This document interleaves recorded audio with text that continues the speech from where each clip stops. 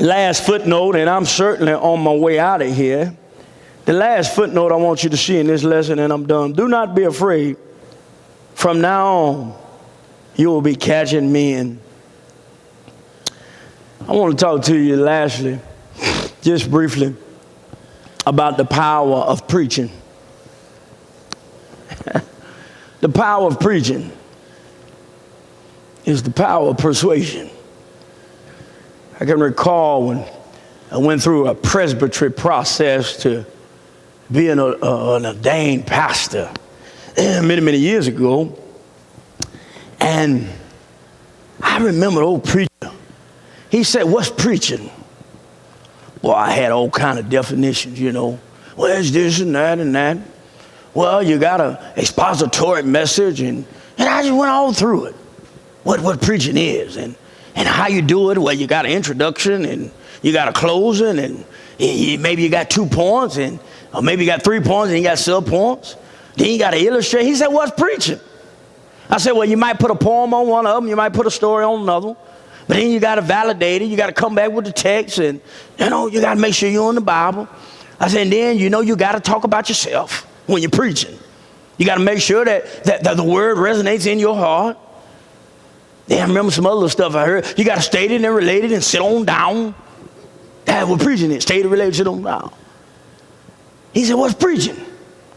So now I'm getting concerned. What's preaching? I just gave you the definition.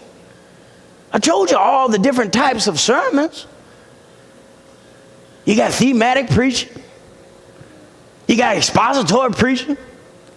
You got textual preaching. I told you what preaching was. I told you it's based in the Bible. I told you got to get a text. I told you got to have a thesis. Then I told you got to have a behavioral purpose. What you want folk to do when you get finished preaching. So I told him all that stuff I learned. Then I told him you got to have a celebratory conclusion. Now you got to preach it. I told him all that stuff. He said, "What's preaching?" I said, "Oh, Lord." He said, "Son, it's persuasion.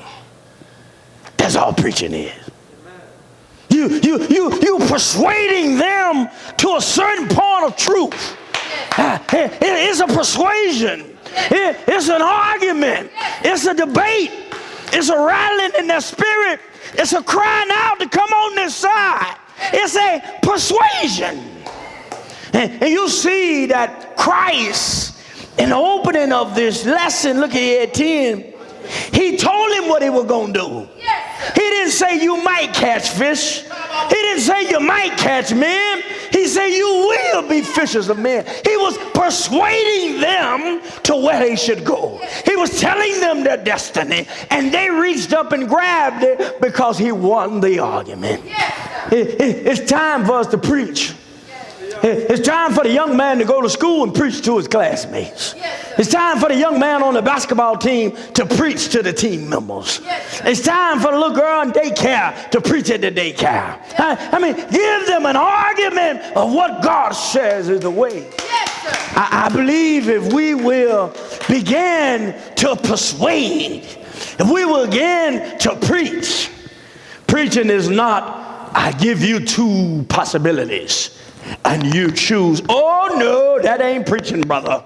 It is a persuasion of this is the truth. Jesus is the way, the truth, and the life. No man comes to the Father except by me. Father God, we thank you so much for this time, this fellowship, this day. Thank you for allowing your word to go forth. Thank you for just preaching a little bit to us today. Thank you for always convincing us. Lord, if you left the choice up to us, we're going to choose wrong every time. But Lord, you preach so hard to us. You're always giving us a message in our lives. And you're giving it to us in such a way, Lord, that we say, I will. Lord, we thank you, we love you, we praise you. Bless this message, bless this church.